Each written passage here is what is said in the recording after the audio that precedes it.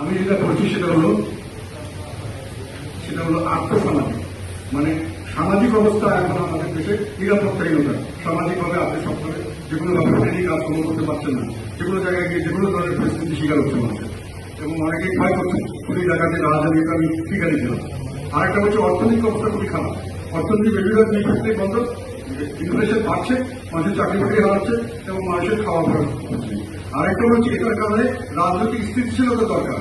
একটি রাজনৈতিক বড় রাজনৈতিক দলকে বাইরে রেখে সম্পূর্ণভাবে তাদের রাজনৈতিক অধিকার হরণ করে তাদেরকে স্বাভাবিক তাদের যে নাগরিক হিসেবে তাদের যে অধিকার, তারা যে ব্যবসা বাণিজ্য করবে, তারা যে স্কুল কলেজে যাবে, তারা যে হাট বাজারে যাবে, সেটাও পর্যন্ত তাদেরকে না দেওয়া। এটা করলে তারা যারা যেহেতু একটু বড় দল, তো তারা সংগঠিত হওয়ার সুযোগ আছে। তারা সবসময় তাদের অধিকার আদায়ের সংগ্রামে সচেষ্ট থাকবে এবং এটা রাজনৈতিক পরিস্থিতিকে যে কোনো সময় যে কোনো দিকে নিতে পারে। তারা একটি বড় সংঘবদ্ধ দল এবং তারা অ্যাগ্রিভ, এবং তারা যদি ন্যায্যতভাবে অ্যাগ্রিভ করে জনগণ তাদেরকে সমর্থন দিতে পারে এবং সেটাতে রাজনৈতিক স্থিতিশীলতা সহায়তা করতে পারে। এটি আমি বলছি।